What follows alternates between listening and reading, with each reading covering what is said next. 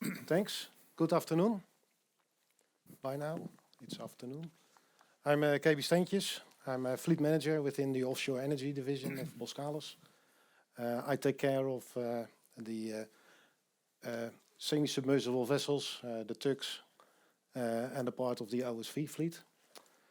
I'm going to talk to you about the way we deal with energy efficiency. So a quick glance in the galley. I think reducing greenhouse gases starts with removing the inefficiency on board. The greenest energy is the energy that you do not consume whilst you keep the same production. And there is a lot of inefficiency on board of our vessels. And as long as we do not understand the level of inefficiency that is there, we won't know what will be the choice. And in order to do so, we have developed some sort of a roadmap, steps that we want to take as Boskalis to reach that goal. We started with an efficiency dashboard. We have around 60 plus vessels in a dashboard with data of the past 3-4 years. And by that we want to increase the awareness and the knowledge and the understanding of each specific vessel in each specific operation. Hans already discussed about what kind of operations we carry out in Boskalis, and that's pretty versatile and it's in continuous change. So we need to adapt to that also in a continuous way. By creating that awareness, we can take next steps, for instance, like introducing battery packs, and in the end, or we already tried with it, fuels, bio-based fuels. But we need to first identify how much of that fuel is actually needed. So the dashboard, it's not very difficult. It works with the DPR, the daily reporting of the vessels. It works with the AIS data. The vessel is being tracked and an algorithm detects what the vessel is actually doing, whether she's on DP, in transit, towing, plowing, import, of course, is obvious. And then when the daily report comes in, it will plot a bar underneath the graph. So the graph that you see, the line that's there, that's the algorithm determined fuel consumption based on a 3-4 years rolling average. And the bars underneath are the ones that are actually reported, so the actually consumed fuel. And this allows for the crew to have on board as well as ashore, because it's visible on board as well as on ashore. And it will allow the crew to identify whether they have overperformed or underperformed. And of course the crew knows why they have underperformed or overperformed. And it also allows us to benchmark. It allows to predict projects. And of course, there is a reporting feature in the same dashboard. Concluding, we have a baseline coming from AIS data, so pretty low profile, added on to with DPR data and enhanced with the conditions.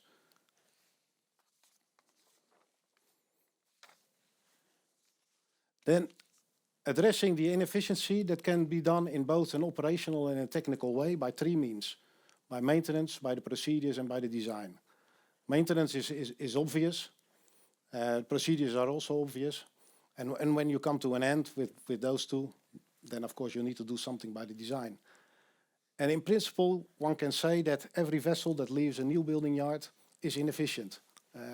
Because technology has changed already since the drawing board.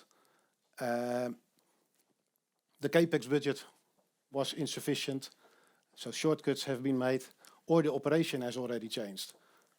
We have a couple of vessels, used to be anchor handlers, now we are using them as OSVs. Obviously, that's not where they have originally been designed for, and then you need to adapt.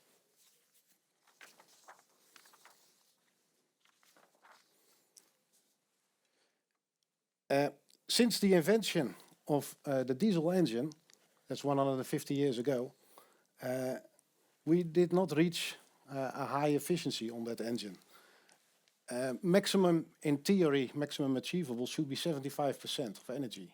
The diesel engine converts a lot of it into energy, but only a little into the energy that we use. And over here it's even, or it's only 29%. An optimum that we see in the maritime industry is 55%. And we're most of the time happy with even less than this, because we are running on DP and we don't even reach a 10% maybe. And that's quite a loss. So with improving and maintaining the efficiency, we can still win a lot. So that brings us to maintenance. Well, what does the dashboard provides us? A maintenance indicator. When maintenance has been done, we record an event, and from that event it will track the development. So whether the consumption actually went down and with which amount, without disturbing the rolling average. It provides a good insight, for instance, in the obvious things like the hull cleaning, propeller cleaning and engine overhauls, but also to the minor maintenance parts like running compressors, whether they are running efficient, whether there is a leakage or not, an air conditioning system which is running together with heaters on in the cabin, all those kind little shortcuts that you will find on every vessel. And they're being made because we're humans, we tend to do that. We take the easy road. By providing maintenance, we can at least limit that to a certain extent.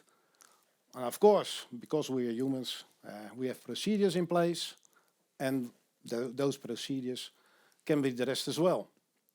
If we stick to the procedures, there we have a nice example of 3 sister vessels.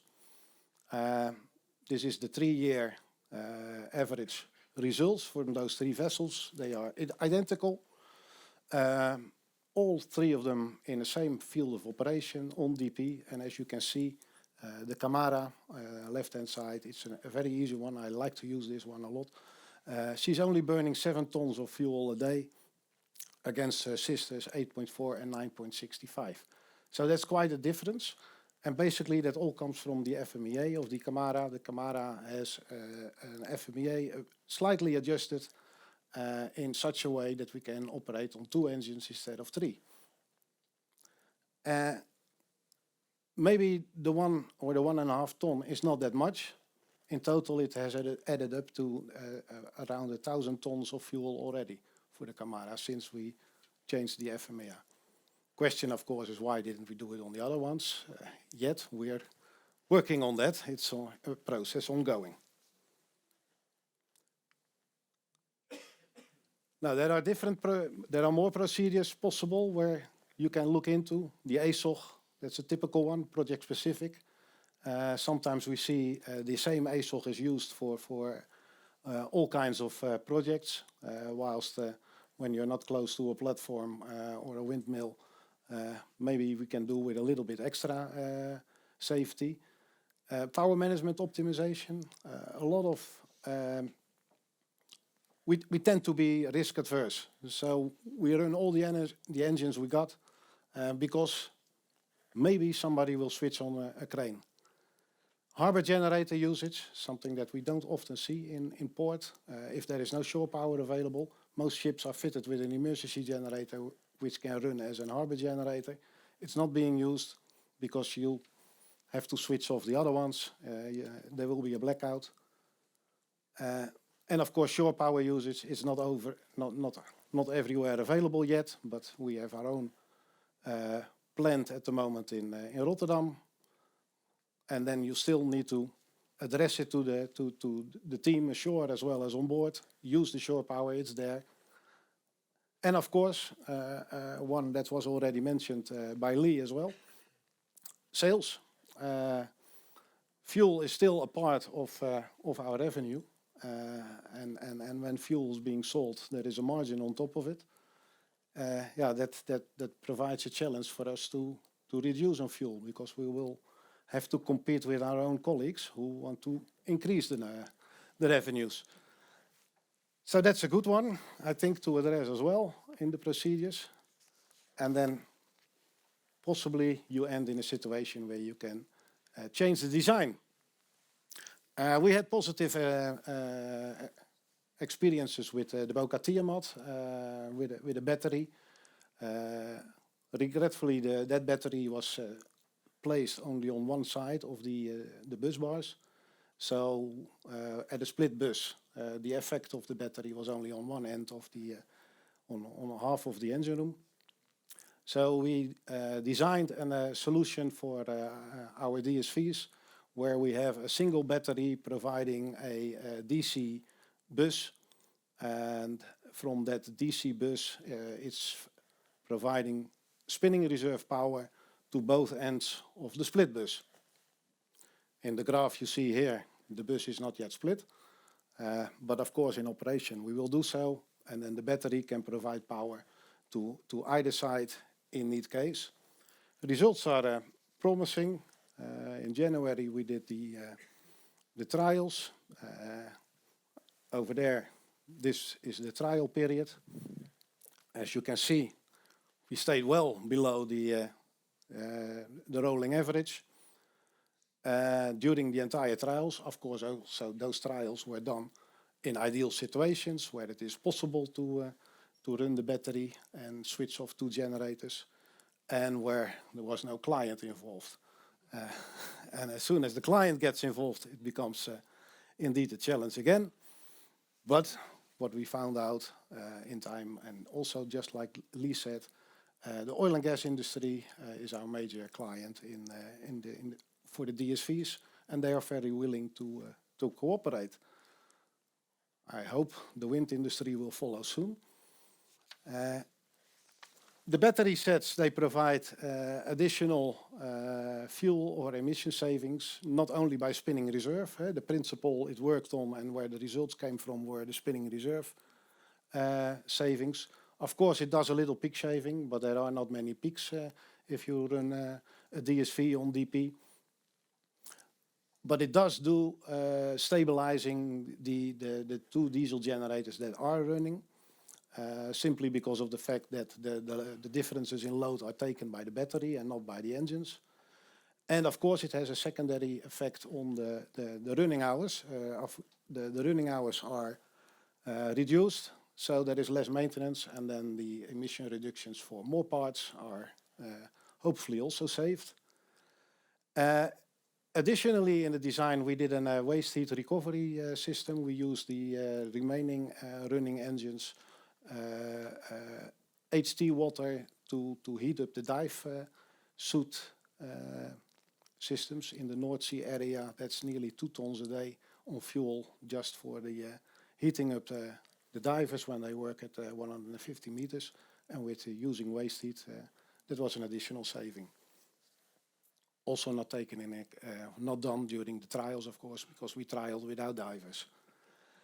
The master's feedback from the first months in operation were that, okay, when the client is not allowing us to use the battery pack, then at least we have the savings, because we can operate and sail to port when the divers are in saturation, or in the saturation chambers with a closed bus, which they usually didn't do because of the spinning reserve requirements. Then the client requirement is gone, so they can still take that opportunity. So the first feedbacks are very positive. We are ongoing, like Hans said, with executing battery packs installation on 3 more.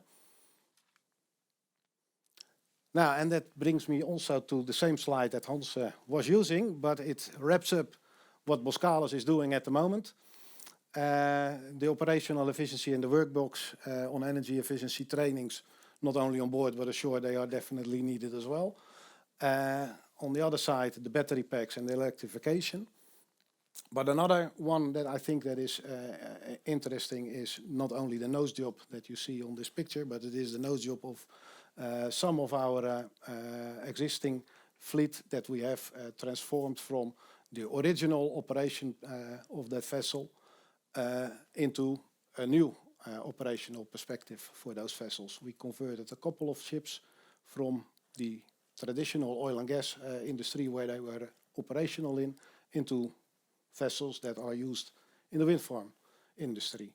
So basically reusing old equipment in a better and more fuel efficient way. That's my part. Thank you.